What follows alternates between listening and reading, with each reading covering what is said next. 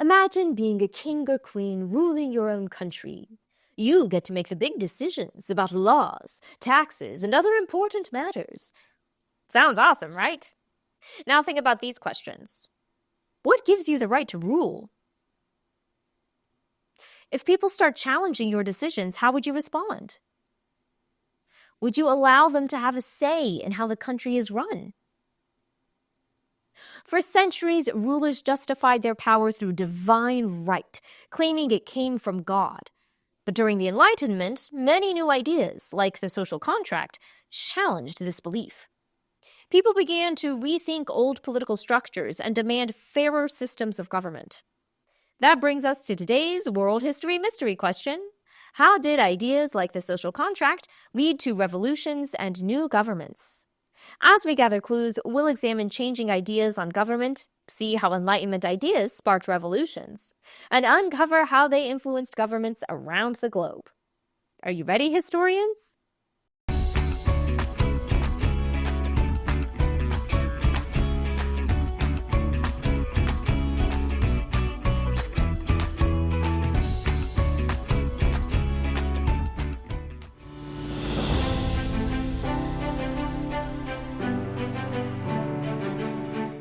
Living in a time when kings and queens ruled because they claimed their power came directly from God might seem strange today, but once it was common worldwide. This belief, called the divine right of kings, meant no one could challenge their authority. Questioning them was like questioning God. How did events such as the Renaissance and the Protestant Reformation challenge the concept of divine right?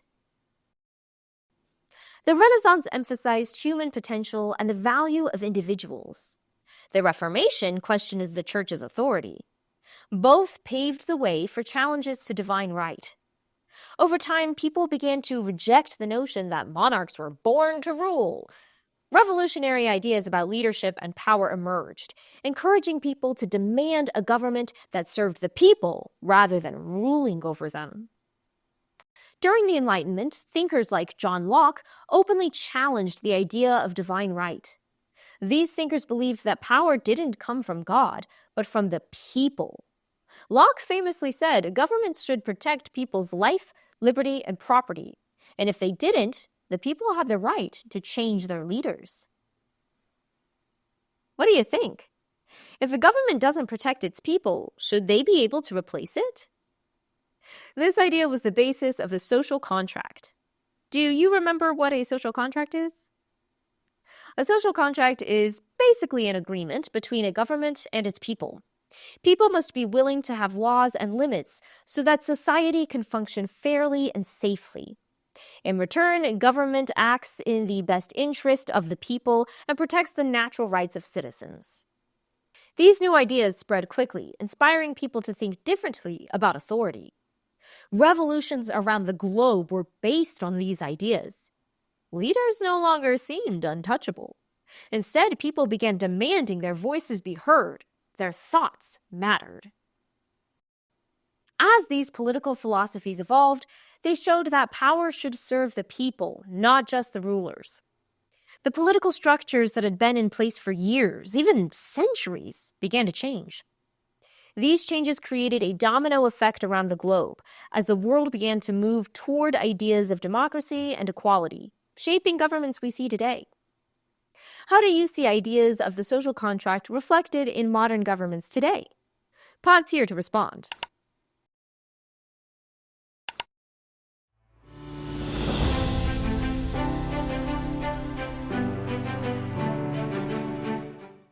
When kings and queens made all the rules, no one could speak out against them for fear of punishment.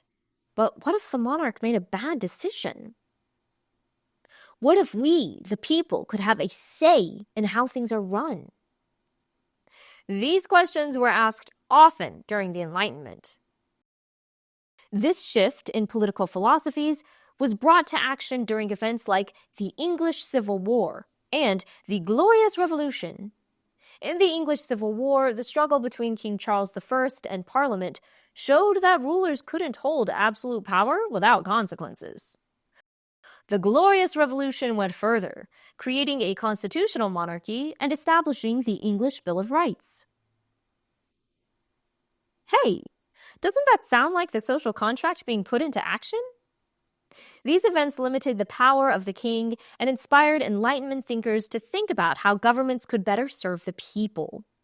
This spurred more ideas on government from thinkers like Locke and Rousseau, whose ideas were the basis of the social contract. Soon, those ideas were increasingly put into action as people began to demand change in government. How do you think these beliefs inspired ordinary people to take action?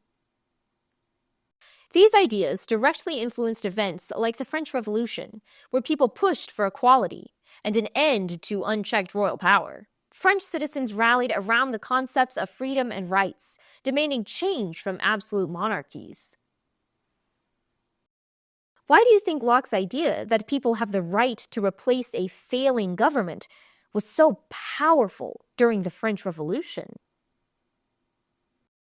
Locke's idea showed people they had the right to demand a government that served them, not just the king.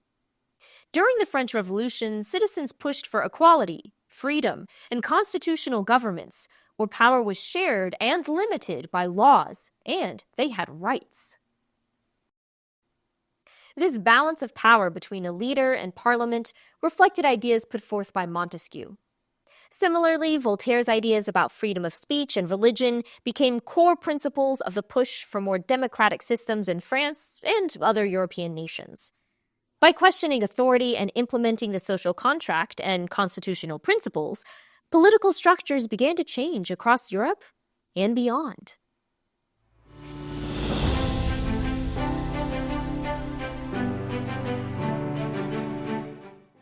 As Enlightenment ideas spread, they influenced societies worldwide, reshaping governments and sparking political changes across continents. Before the Enlightenment, powerful kings and emperors ruled most of the world. Ordinary people had little say in government. But Enlightenment ideas on freedom, equality, and rights began to inspire significant changes far beyond Europe. In America, colonists were increasingly unhappy with British rule. They believed the king was violating their rights by imposing taxes and laws without their consent. Echoing Locke's ideas, colonists argued that governments existed to protect the natural rights of the people, life, liberty, and property, and that when a government failed to do so, the people had the right to replace it. These ideas were the foundation of the Declaration of Independence, in which Thomas Jefferson boldly declared that all men are created equal and have the right to life, liberty, and the pursuit of happiness. The American Revolution that followed was a fight to create a new government based on freedoms and fairness, one where power came from the people, not a king. The success of the American Revolution proved that these Enlightenment ideas could be put into action. The impact was felt around the world. In Haiti, enslaved people were inspired by thoughts of freedom and equality. Toussaint Louverture, an enslaved person, led a revolt against local leaders, using these principles to challenge French colonial rule. This was the first successful revolution by enslaved people, resulting in Haiti becoming the first independent Black-led nation in the Americas. Enlightenment ideas also reached South America, where leaders like Simón Bolívar fought for independence from Spanish rule, demanding fairer governments. How do you think these ideas connected people from different parts of the world? The Enlightenment proved that ideas are powerful. They can inspire people from vastly different regions and backgrounds to demand change. By applying these Enlightenment principles, revolutions reshaped governments and sparked movements for equality and justice across the world, laying the foundation for the freedoms many enjoy today. What freedoms or rights do you value that might not exist without these revolutionary ideas? Pause here to respond.